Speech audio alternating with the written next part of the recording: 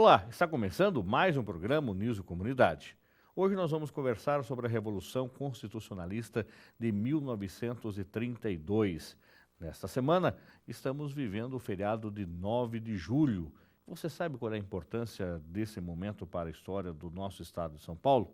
Para falar sobre o assunto, estamos recebendo o professor doutor Rogério Carvalho, ele que é do curso de História da Universidade de Sorocaba. O senhor já esteve outras vezes conosco aqui e tivemos boas repercussões da forma didática que o senhor conta essas histórias que muitas vezes muitos aprenderam nos livros didáticos de forma ou equivocada ou de forma contraditória. E mais ainda, né, quantos de nós lembramos esses fatos históricos? Sr. Rogério, estamos na semana do feriado de 9 de julho. E aí, esse feriado 9 de julho é lembrado, comemorado pela Revolução Constitucionalista de 1932. O que tem a ver com o feriado 9 de julho? O que aconteceu em 9 de julho? Era um desdobramento do que a historiografia convencionou chamar de Revolução de 1930. Então, nós tínhamos um regime republicano que foi instaurado em 1889, tá? E ele vai ter certas características. Uma delas é uma grande hegemonia de São Paulo na política brasileira. São Paulo, junto com Minas Gerais, junto com Rio Grande do Sul, vão se constituir como estados com maior peso político.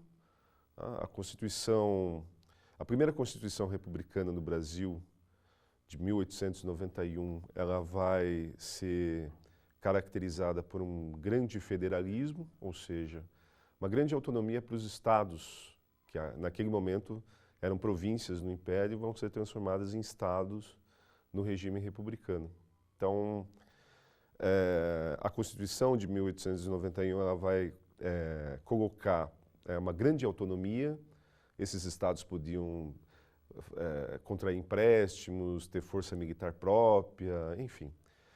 É importante nós percebermos que essa questão federalista vai ser apoiada por São Paulo, desde o movimento republicano antes da monarquia. Porque São Paulo, no Segundo Império, ele considerava que ele não tinha uma representação política relacionada no mesmo peso com a sua importância econômica. São Paulo, já na segunda metade do século XIX, vai se constituindo como a região mais rica do Brasil. E vai se constituindo como a região mais rica do Brasil em função do quê? Em função do café. Em função do café, é o café que vai impulsionar São Paulo economicamente, que vai gerar, inclusive, capitais para instalação de estradas de ferro, em grande medida, a industrialização, grosso modo falando. Então, o café vai ter um peso muito importante. São Paulo tem uma importância econômica, mas achava que essa importância econômica não estava relacionada à importância política. São Paulo não tinha importância política. O Império era centralizado do Rio de Janeiro. O Rio de Janeiro escolhia os presidentes de província. Então, São Paulo quis que São Paulo vai ser uma força, não a única, mas uma força política importante na implantação da República no fim da monarquia. Aí esse regime se constitui, mas vai ser um regime com uma série de contradições, né? Uma série de contradições. É o que a historiografia costuma chamar de liberalismo oligárquico, ou república oligárquica. Ou seja, os estados, através de certos grupos, pequenos grupos, né, que vão ser chamados oligárquicos, eles vão comandar o cenário político. Existiam eleições, as eleições eram totalmente fraudulentas, então sempre os candidatos indicados pela cúpula do poder ganhavam essas eleições. E a economia é quem determinava isso. Esses senhores detentores do poder econômico, que eram os políticos da época, eles que tinham essas oligarquias. Não existiam movimentos populares, em hipótese nenhuma. Então, aí que está. Geralmente era isso. Geralmente você pegava essa federalização da República e você colocava como se fosse um campeonato, né? os estados de primeira divisão, os estados de segunda divisão, os estados de terceira divisão. Quais eram os estados de primeira divisão? São Paulo, economicamente, Minas Gerais, economicamente, e o estado mais populoso, Rio Grande do Sul, com grande influência, Rio de Janeiro, evidentemente, principalmente por ser a capital do país. O Nordeste se articulava em torno de vários estados, tinham as oligarquias. Então, e isso funcionava por quê? Porque no final do século XVIII, no final do século XIX, virada do XIX para o XX, vai ter um presidente importante no Brasil, que vai ser o campineiro Campos Sales, e ele vai instituir a chamada política dos governadores. Como funcionava a política dos governadores? Era assim,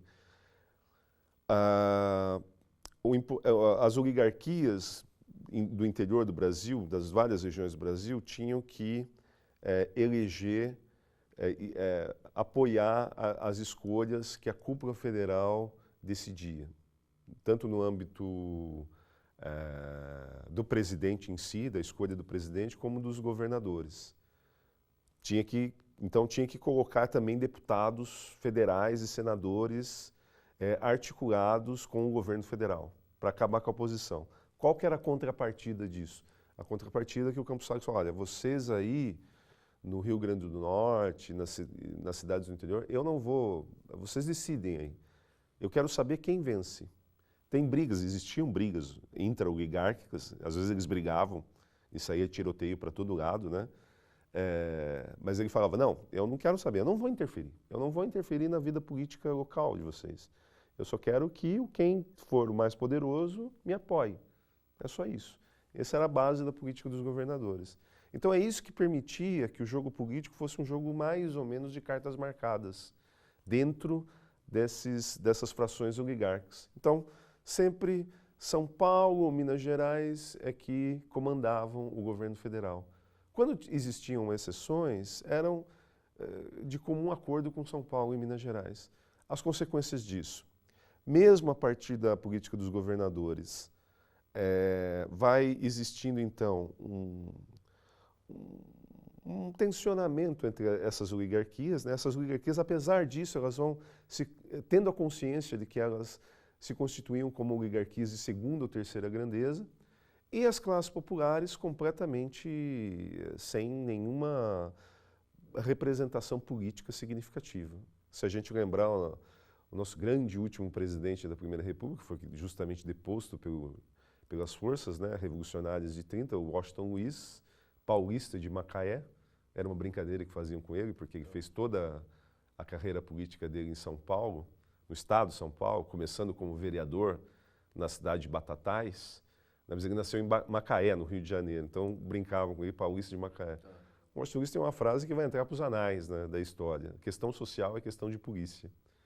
Então, quer dizer, greve, manifestação, formação de sindicatos, reivindicações populares eram tratadas com as patadas e as espadadas dos cavalarianos da força pública. E aí, como é que surge essa Revolução de 30, que daí chega para 32, e a gente está aí com o dito do feriado de 9 de julho, só no estado de São Paulo? Então, essas tensões elas vão se intensificando, né? Você tem a sociedade brasileira, principalmente nas principais capitais, ela vai se urbanizando, vai ocorrendo uma industrialização. Tudo bem, o forte ainda era a agricultura, principalmente o café, não unicamente, mas principalmente o café. Mas o país estava passando por um processo de modernização, de industrialização e, consequentemente, de urbanização. E, então, as contradições sociais elas estavam se intensificando, porque esse Estado republicano ela não considerava as classes populares como atores políticos significativos. Elas não consideravam. Consideravam, no máximo, nos rincões do Brasil, como massa de manobra para os coronéis, para os oligarcas, para as eleições, né? Que eram votações completamente fraudulentas e realizadas até na base da coerção mesmo. Então tinha esse lado. Tem o outro lado das oligarquias. Por mais que a política dos governadores tenha funcionado de 1898, quando foi instaurada pelo Campos Sales, até a década de 1920, essas contradições, essa consciência de certas regiões do Brasil que elas elas estavam fora do protagonismo na esfera federal, que esse protagonismo era comandado por São Paulo e Minas Gerais. Então isso vai aumentando esse tensionamento. Vai aparecer um outro ator importantíssimo, principalmente a partir da década de 1920, que é certos setores do Exército brasileiro, certos militares. Tá? Então, que já tinham entrado na política na própria proclamação da República. A gente não pode esquecer que a República foi proclamada por um militar, né? O Deodoro da Fonseca. Então, e aí surge uma coisa que vai estar muito presente no século XX nas Forças Armadas, que é moralizar o país. Né? O Exército como uma reserva moral contra a corrupção e contra a bandalheira, segundo eles, dos políticos civis. Então, só fazendo um parênteses aqui, professor, quer dizer que a gente volta agora para algumas manifestações hoje via as redes sociais em pleno 2015, século XXI, usando a mesma teoria do que o Exército é a força moral que deve outra vez governar o país. Então, veja, tem certas coisas que voltam, mas voltam em contextos diferentes aí, né? Porque naquele momento, na década de 1920, não era a cúpula do Exército. A cúpula do Exército estava satisfeita, tinha suas regalias, enfim. Um extrato, vamos dizer, médio, os tenentes. Né? Por isso que o movimento vai ser chamado de tenentismo. São os tenentes. Então não era exatamente no momento em que isso começa a ganhar repercussão, a cúpula do Exército. Então eram os tenentes, e eles tinham uma certa razão, porque estava claro, era da consciência de quase todo mundo que acompanhava o jogo político naquela época, que o jogo político era totalmente corrompido. Era um jogo de cartas marcadas. Era plenamente consciente, não era alguma coisa que as pessoas não percebiam. Vários segmentos percebiam. Então, os tenentes eles começam a se manifestar. Claro que, posteriormente, isso vai acabar se difundindo para todas as Forças Armadas, especificamente para o Exército. Né? Mas o tenentismo ele começa a aparecer. Então tem alguns episódios clássicos na década de 1920. A revolta do Forte de Copacabana, né? Os 18 do Forte. Teve um movimento muito interessante, que é pouco estudado, inclusive aqui em São Paulo, porque ele é muito... pode gerar certos estremecimentos, né?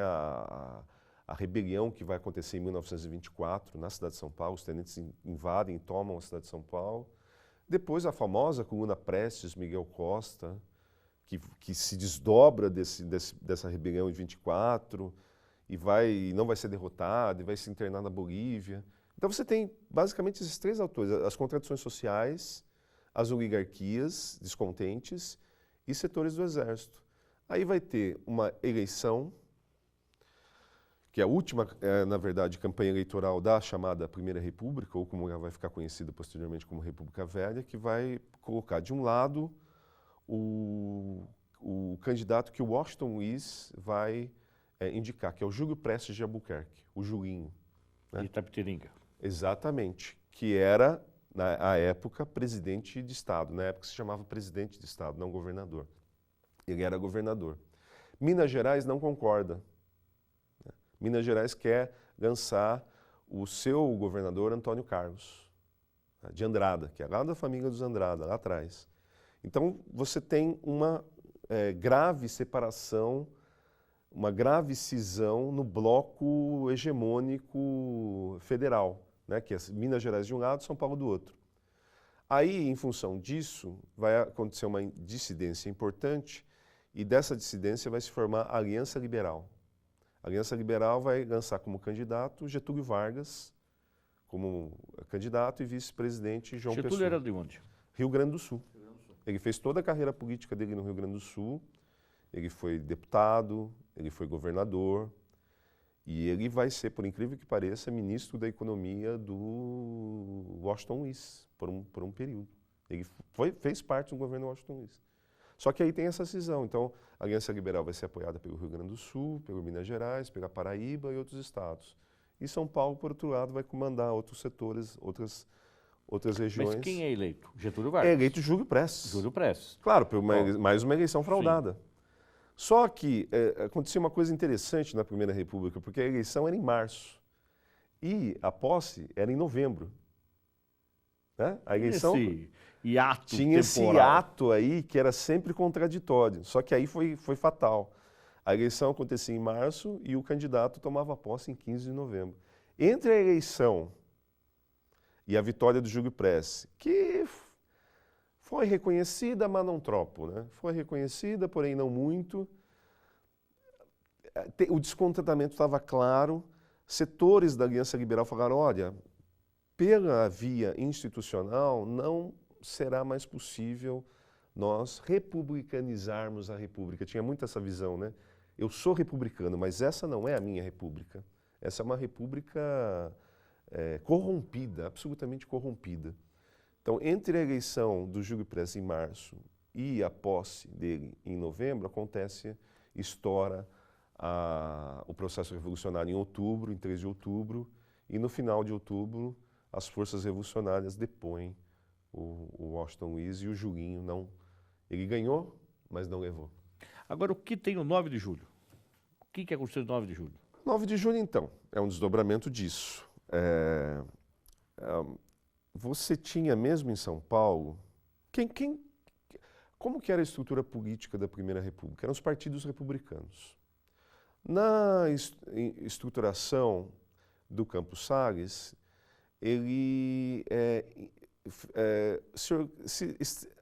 o concerto político se estabeleceu no sentido de impedir a formação de governos federais, de partidos federais.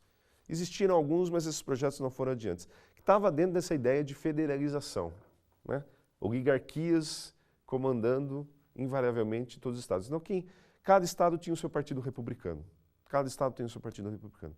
Minas Gerais tinha o seu partido republicano, Rio Grande do Sul e assim sucessivamente. Qual vai ser o mais famoso? Obviamente, o Partido Republicano de São Paulo, né?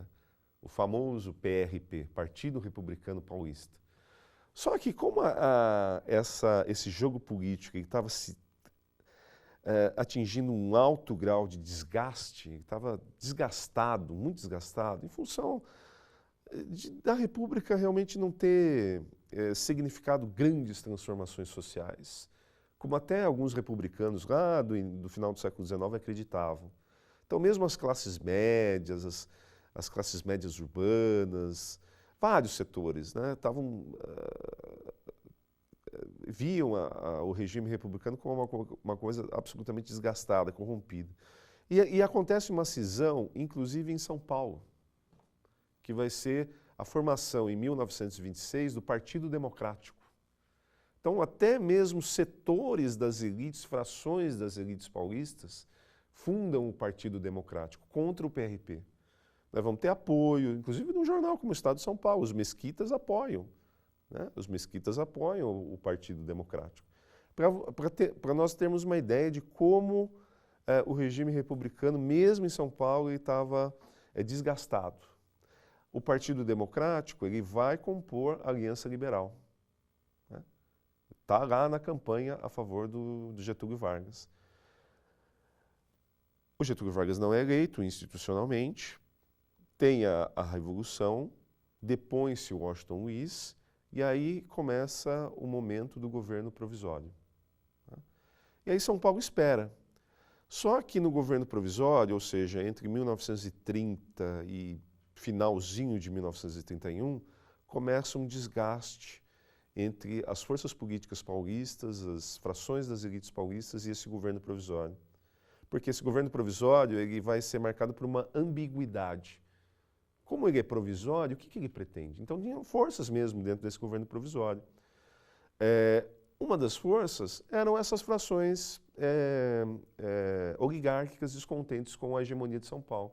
Então, para essas frações, olha, tudo bem, fizemos a Revolução, agora vamos proceder novamente, vamos restabelecer a normalidade institucional.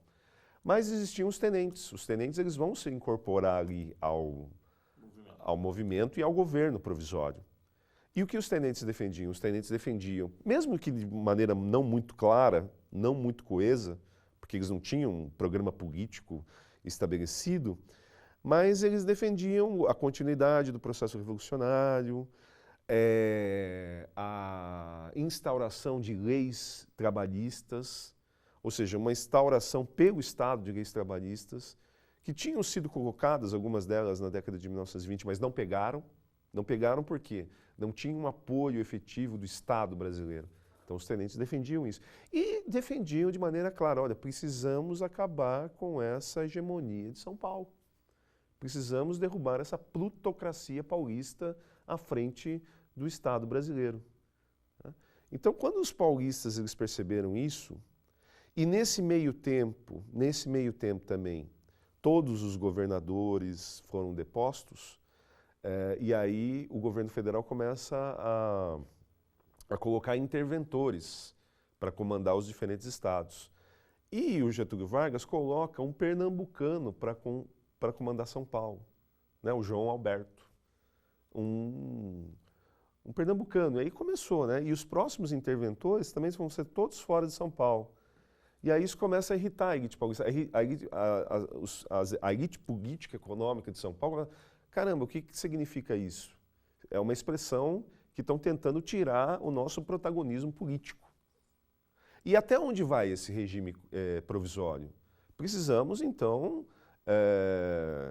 ir para outra etapa, ou seja, estabelecer uma Assembleia Constituinte e promulgar uma nova Constituição. Então essa tensão vai aumentando, com diferentes graus de radicalismo. Você vai ter até aqueles setores que estão aparecendo ultimamente também, né? Que defendiam a separação de São Paulo, tem um movimento separatista, a incorporação de todo o imaginário do bandeirante de São Paulo como o Estado que vai comandar a expansão territorial, tudo. E aí essa tensão vai aumentando. Getúlio Vargas coloca um interventor paulista, o Pedro de Toledo, mas também não era um político que agradou. E isso vai acabar desembocando no 9 de julho de 1932, quando São Paulo, a Frente Unida Paulista, né, o PRP e o Partido Democrata esquecem as suas diferenças da década de 1920 e se unem. E aí São Paulo vai para a luta armada.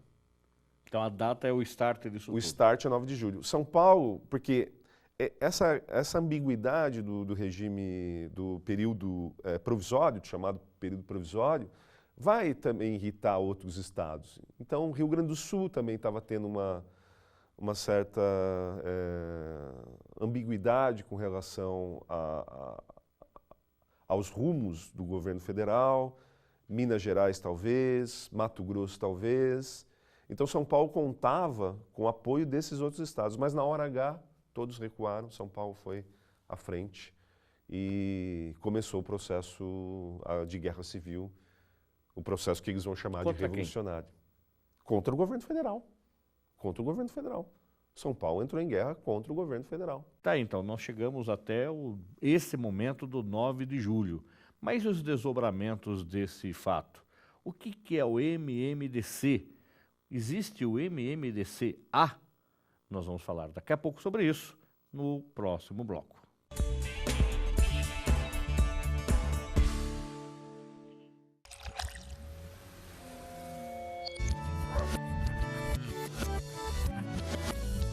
Mude o sentido das coisas. Porque mais importante que ter a resposta é nunca parar de perguntar. Venha para a universidade, que orienta e incentiva a pesquisa, onde o conhecimento transforma a curiosidade em grandes descobertas. Uniso, seu futuro começa hoje. Inscreva-se.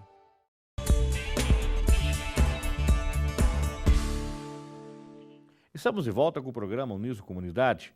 Hoje falando da Revolução Constitucionalista de 1932. Nessa semana, o 9 de julho é feriado só no estado de São Paulo para lembrar essa data. O professor Dr. Rogério Lopes Pinheiro de Carvalho, do curso de História da Uniso, contou para nós como é que foi chegar até esse momento, ou seja, a deflagração desse movimento onde São Paulo vai às lutas armadas contra o governo federal. E a data do 9 de julho é a data do start desse movimento. Agora, luta-se contra o governo federal de que forma? Você tem um exército paulista com homens civis, militares, que se uniformizam, colocam as armas no ombro, seus revólveres, pistolas e espingardas e vão brigar com o governo federal. Mas onde está o governo federal? O governo federal está em todo lugar, né? O governo federal manda tropas para... Como São Paulo ficou isolado, né, os articuladores da revolta, da revolução em si, eles esperavam o apoio de outros estados, que no momento chave não aconteceu, então São Paulo vai ficar isolado. Então São Paulo vai ter uma frente no sul do estado, vinda do Paraná, vai ter uma frente em Minas Gerais, né? Então São Paulo vai tá isolado, vai ter uma frente no Vale do Paraíba, e São Paulo vai encontrar muita dificuldade. Vai ter uma mobilização, e esse é um aspecto polêmico também da Revolução Constitucionalista, que é a participação da população no movimento. Então, os defensores da Revolução, eles colocam que a Revolução teve um amplo apoio popular. Outros falam que esse apoio não atingiu as classes populares, enfim. O fato é que parece que realmente aconteceu um apoio dos setores médios, basicamente, né? Das classes médias, de vários capitães da indústria, da elite política. Isso, claro, eles é que vão comandar a revolta em si. E aí uma mobilização, doe ouro para a Revolução, para comprar armas. Algumas indústrias elas vão se adaptar, como vai acontecer inclusive na Segunda Guerra Mundial, né?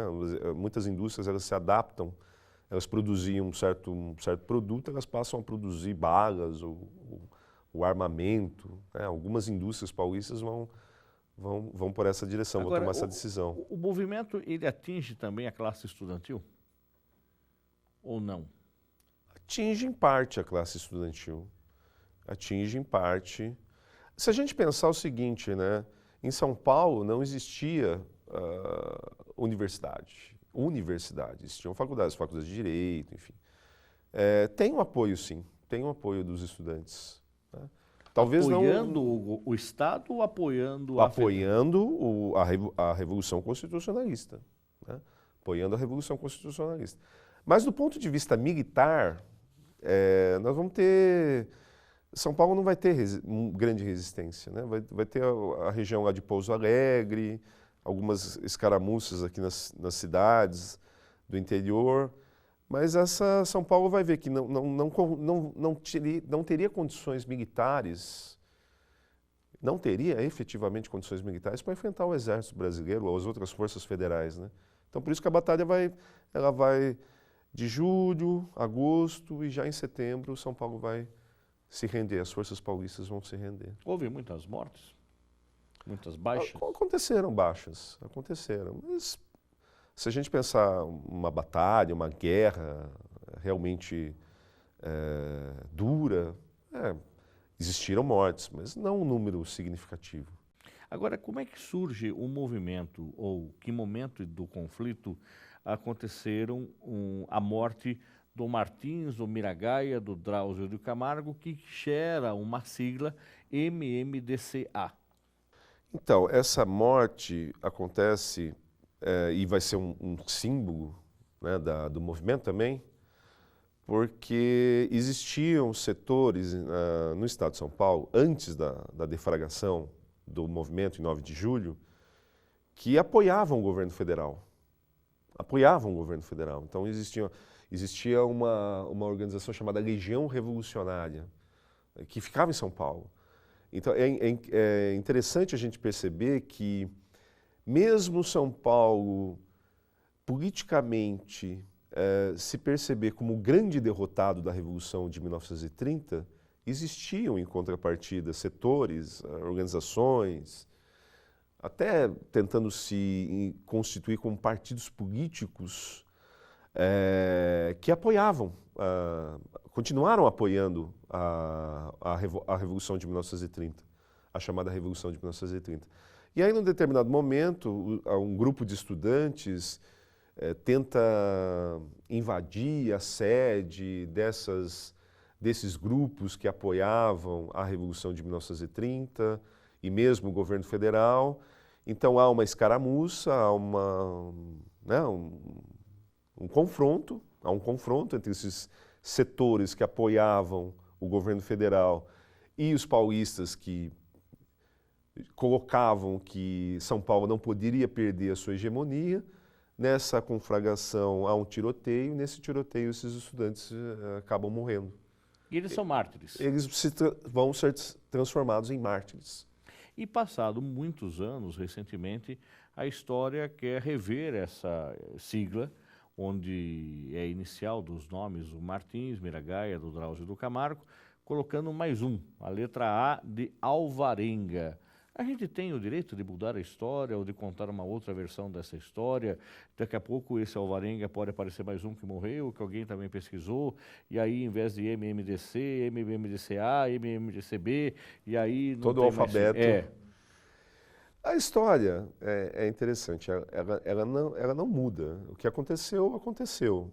Por exemplo, São Paulo foi derrotado. Isso é uma coisa que não vamos mudar. Agora, as leituras que nós fazemos do passado, elas podem mudar. Né? Se analisava certo processo histórico de uma determinada maneira, um outro presente pode analisar esse mesmo processo histórico de uma outra perspectiva. Né? Então é interessante, não é a questão... Quer dizer, é a questão de você... tinha mais um fulano que morreu ali, então vamos incorporar ao famoso MMDC. Mas é porque, num determinado presente, certos grupos, sujeitos históricos, atores sociais, eles retomam um episódio do passado, ou resgatando esse episódio, ou dando a esse mesmo episódio uma outra interpretação. Então, por que será que aqui em São Paulo ainda repercute de maneira muito intensa isso? Ou alguns setores da sociedade paulista, né, nesse começo do século XXI, ainda fazem questão de repercutir esse episódio e de dar uma interpretação específica para esse episódio. Não pode gerar um incômodo para os outros estados, uma vez claro que nós... gera, claro que gera, claro que gera. E até um certo desconforto e até uma coisa desagradável, que a gente pode considerar desagradável, uma certa rivalidade e que acaba, isso é o mais perigoso, gerando discursos xenófobos, discursos racistas, discursos de ódio. Né? Então isso acontece. Aconteceu na Primeira República, aconteceu no processo da Revolução Constitucionalista, porque, veja, interventores,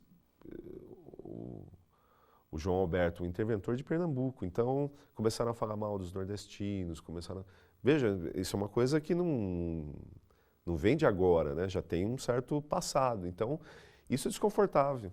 Então, os outros estados, eles também, e não estou justificando isso, podem ver São Paulo de uma maneira também negativa. Olha que povo arrogante, né? Acha que pode comandar o país, que só eles podem mandar, que deve ter a hegemonia, o controle das questões federais. Então isso gerou e gera ainda um certo estremecimento, um certo estranhamento, vamos dizer assim, no concerto do federalismo brasileiro. Quer dizer que não é ingênuo essa comemoração, não é ato em praça pública, onde vai lá a banda da polícia, hasteia a bandeira e pronto. Tem uma significação política muito forte. Se a gente pensar quando que esse feriado foi instituído. Coisa recente. Coisa recente, não? Então a gente tem que também relacionar quais foram os atores, quais foram os setores políticos que fizeram questão de transformar o 9 de julho em feriado com a finalidade de sempre estar mantendo essa memória. Né? Agora bom, mas do ponto de vista histórico, né, pensar que essa polêmica em torno do 9 de julho, ela acontece porque na historiografia, mesmo na historiografia paulista, você tem uma interpretação mais positiva e você tem uma interpretação mais negativa, né? A interpretação mais positiva é justamente, olha, não é que São Paulo estava querendo resgatar algum protagonismo, alguma hegemonia. São Paulo estava desconfortável em relação às incertezas do governo provisório. Então, para onde vamos? Aconteceu a Revolução e para onde vamos? E vai defender o quê? A volta de uma normalidade institucional. A volta de uma normalidade institucional. E como nós estabeleceríamos isso? Através de uma Constituição. Então, São Paulo vai apoiar o quê? A instauração de uma Assembleia Constituinte que promulgasse uma Constituição. E também que São Paulo não fosse humilhada não continuasse sendo humilhada com interventores não filhos da terra, de outro lugar, uma coisa que vinha de fora. Então, essa basicamente eram as duas grandes reivindicações e foram dos aceitas? Paulistas. Foram aceitas. Foram aceitas se a gente pensar. Nesse ponto, a Revolução, vitória. Apesar de derrotada militarmente, ela conseguiu uma vitória política. Por quê? Porque logo depois, então, no ano seguinte, se institui a Assembleia Constituinte, que iria promulgar no ano seguinte, em 1934, a segunda Carta Constitucional Republicana. E o Getúlio Vargas, ele vai colocar quem à frente do Estado de São Paulo? Aí um paulista que ninguém poderia negar que era paulista de quatro costados, como os antigos falavam, Armando Salles de Oliveira, né? Aí caiu nas graças total das elites políticas paulistas, da imprensa paulista, do empresariado. Em imprensa, o senhor disse, inclusive, que o jornal Estado de São Paulo apoia a Revolução. De que forma? Com linha editorial, com incentivo, com chamamento? Como é Olha, que é? A gente pode dizer que toda a imprensa paulista vai apoiar. A Folha da Manhã, que vai se transformar depois na Folha de São Paulo, o Diário Nacional, existia um jornal chamado Diário Nacional, que era o órgão do Partido Democrático, o Correio Paulistano, que era um órgão do PRP. Naquela época os jornais eles não escondiam isso, não, nós apoiamos tal partido, não vamos nos esconder numa pretensa imparcialidade, não vamos se esconder nisso, que aliás nem é possível, né? E o Estado de São Paulo fez mais. O Estado de São Paulo, os mesquitas, eles vão se envolver na arrecadação de dinheiro, de organização de forças, de mobilização da sociedade. Eles vão se envolver totalmente com o processo revolucionário dos paulistas. É algo mais do que simplesmente um apoio editorial, né? Vai ser um apoio até de mobilização mesmo da sociedade. Por quê? E aí entra aquela questão negativa, né? Eu falei da interpretação positiva. Que se a gente pensar, de fato, né, Getúlio Vargas vai ter mais cuidado em não melindrar as elites paulistas, as elites políticas, as frações econômicas dominantes em São Paulo. Ele vai ter mais cuidado. E, efetivamente, vai se instaurar a Assembleia Constituinte, que vai formular a Constituição de 1934. De outro lado, há uma visão de que todo o processo histórico envolvendo a Revolução Constitucionalista vai ser um processo, na verdade, que vai ser comandado pelas elites políticas do Estado. Ou, se quiser colocar no vocabulário da Primeira República, pelas oligarquias paulistas.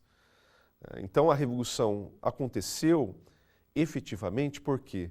Porque essas oligarquias, elas tiveram a consciência de que a Revolução de Outubro de 1930 os desalojara do poder. Ou seja, com a Revolução de 1930, São Paulo perde a hegemonia que ele tinha até então. Então, em função disso, e basicamente em função disso, e fundamentalmente em função disso que aconteceu a Revolução Constitucionalista. As classes populares elas ficaram totalmente alheias ao processo histórico todo, né? Porque já estavam alheias ao processo político antes de 1930, na verdade. Agora, professor, depois desse momento da Revolução de 32, com a derrota na luta armada, mas a vitória política, se dá uma tranquilidade no Estado, na federação, os estados voltam a se entender com Armando Salles no comando ou não? Em parte. Na verdade, a resposta para essa pergunta é dupla, né? Sim e não. Sim, porque, claro, do ponto de vista da relação de São Paulo com o governo federal e do governo federal com São Paulo, há um apaziguamento. Ou seja, Getúlio Vargas, ele fala, não posso me lindrar, São Paulo é muito forte politicamente e muito importante economicamente para eu entrar em enfrentamento direto com os paulistas. Então ele se torna mais, vamos dizer, mais precavido em relação a isso. E em contrapartida, as elites paulistas, e a partir de então elas abandonam qualquer veleidade de outra rebelião, de instauração de outra guerra civil, então eles ficam também mais acomodados. Então, nesse ponto, sim. Nesse sentido, sim. Só que do ponto de vista federal, do ponto de vista do Brasil, a instabilidade política continua. Por quê? 1930 vai ser marcado pelo quê? Pelo que a historiografia chama de polarização ideológica da década de 1930. E essa polarização ideológica vai ter quais características? Você tem a crise no capitalismo a partir da quebra da Bolsa de Valores de Nova York em 1929. Então você tem um recuo das forças liberais no mundo ocidental todo, da democracia liberal. E até como um reflexo, uma expressão dessa crise do capitalismo, você tem duas forças surgindo. À esquerda, o socialismo soviético. E à direita, o fascismo. E essas coisas elas vão aparecer no Brasil. Elas vão acontecer no Brasil. Nós vamos ter expressão dessas forças no Brasil. Respinga aqui. Como é que chega a informação daquela época? Como é que a informação chegava? A informação não chega rápido como hoje com a internet, mas também não era tão lento como no período colonial. Então, você já tinha navios a vapor, você já tinha telégrafo, você já tinha rádio, a imprensa. Essas informações chegam, né? As pessoas circulam também pelo mundo. Então, chega aqui ao Brasil e na década de 1930 nós vamos ter expressão.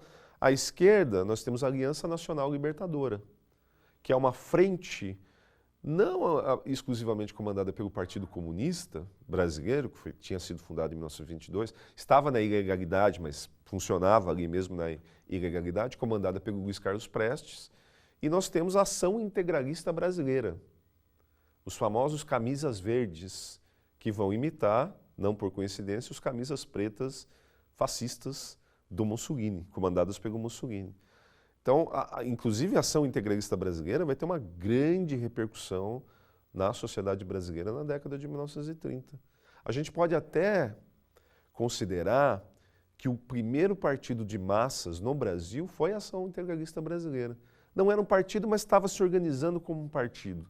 E vai ter uma legião de seguidores. E essas duas forças elas vão se enfrentar. Em 1935, a Aliança Nacional Libertadora ela tenta um golpe, iniciar um processo revolucionário. É derrotado, é totalmente derrotado. Aí estava a justificativa, a desculpa para o governo federal, ou seja, Getúlio Vargas instituiu o estado de sítio contra o perigo comunista. O estado de sítio. Ou seja, a Constituição foi promulgada em 1934. Em 1935, nós temos o estabelecimento de um estado de exceção no Brasil, supostamente contra esse perigo comunista. Pronto, a Carta Constitucional é uma carta natimorta. Agora, só para deixar claro para quem está nos acompanhando, o estado de sítio é aquele momento em que o presidente decide e as garantias são deixadas de lado. As garantias, inclusive as garantias constitucionais, num momento de exceção, né, num momento de perigo em relação ao Estado, em relação à República, são deixadas de lado. Tá? Então é isso que acontece. E aí é interessante. É interessante porque as elites paulistas as elites políticas, todas aquelas elites descendentes do PRP, que ainda existia, do Partido Democrático. Tinha um novo partido que vai ser um desdobramento do Partido Democrático, que vai ser o Partido Constitucionalista, que já estava pensando em lançar o Armando Salles de Oliveira para candidato a presidente das eleições que iriam ocorrer em 1938, todos os setores vão apoiar o governo federal. Todos os setores, inclusive paulistas, vão apoiar o governo federal. Não, nós apoiamos esse estado de exceção, sim, porque vamos esquecer nossas diferenças em função de um perigo maior. Não há oposição? Não há oposição? Não, a oposição é debelada a partir desse momento. Né? A oposição que estava acontecendo à esquerda, ela é debelada. Podemos notar alguns políticos, alguns setores, mesmo dentro desse partido, não concordando com isso. Mas eles não vão se constituir como uma voz que se estabeleça como uma maioria. Agora, professor, só para a gente fechar, está indo nos minutos finais, como é que a história, o senhor, enquanto professor do curso de História da Uniso, conta isso para os alunos e, mais ainda, como os livros didáticos de hoje no estado de São Paulo contam isso aos estudantes e se os livros didáticos de outros estados, já que somos uma federação, consequentemente entendemos que o livro didático deveria estar igual ou semelhante para todas as escolas, conta esses momentos marcantes como esse dessa data do 9 de julho. O livro didático, ele imaginando que a gente está falando para ensino médio, fundamental, tá enfim. Certo. O livro didático é uma produção que expressa um pouco a produção acadêmica, com certas simplificações, com certos...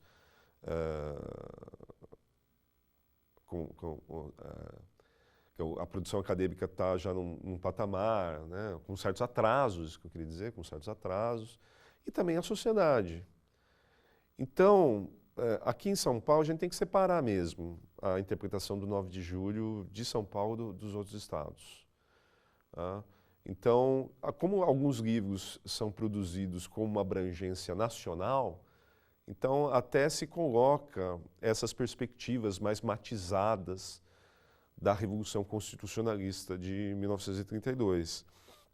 Mas essa visão positiva, ou uma certa conotação positiva, ou a tentativa de se entender o episódio como algo que vai abranger toda a sociedade paulista, todas as classes, vai ser alguma coisa que teria um caráter popular, mas um caráter popular no sentido da sua abrangência, né? Isso não está muito aqui em São Paulo. Né? Essa discussão em certos setores tradicionais mesmo, não colocam dessa forma. Colocam aquela visão positiva que eu resumi, né? Que eu sintetizei. Agora, fora do estado de São Paulo, isso ou não se fala, tá? Ou não se debate isso, ou não se vê importância nesse debate, ou se coloca muito essa questão. Tudo bem, São Paulo estava lutando pelo quê? Para reconquistar o protagonismo político que ela tinha perdido, ou considerava que tinha perdido a partir do processo revolucionário de outubro de 1930. Professor, quem quiser conversar com o senhor, bater um papo, trocar uma ideia, convidá-lo para uma palestra, ou de repente quer conhecer o curso de História da Uniso, qual é a forma mais fácil? Queria que o senhor deixasse um e-mail, não sei se o senhor tem Facebook, como é que as pessoas podem entrar em contato? Eu tenho um e-mail, eu vou passar o e-mail institucional aqui da Universidade de Sorocaba, que é rogelio.carvalho@prof.uniso.br. É mais fácil de falar com o senhor? É mais fácil, pode entrar em contato comigo que responderei com prazer. Professor Rogério, a gente quer trazê-lo outra vez aqui para a gente falar sobre a Segunda Guerra Mundial, tá? Que esse ano também é uma data comemorativa, ou lembrada pelo menos, não sei se dá para comemorar o fim de uma guerra, ou o começo da guerra, ou momentos de uma guerra, tá? Mas para que a gente possa também contar um pouco dessas histórias. Seria um prazer estar aqui novamente. O programa Uniso Comunidade fica por aqui. Se você tiver alguma sugestão para o programa, envie para unisocomunidade@uniso.br ou na nossa página lá do Facebook. Curta lá, Uniso Comunidade. E agora você pode rever todos os programas que já foram ao ar no nosso canal no YouTube, que é Uniso Comunidade. Agradecemos sua audiência e até o próximo programa. Até lá!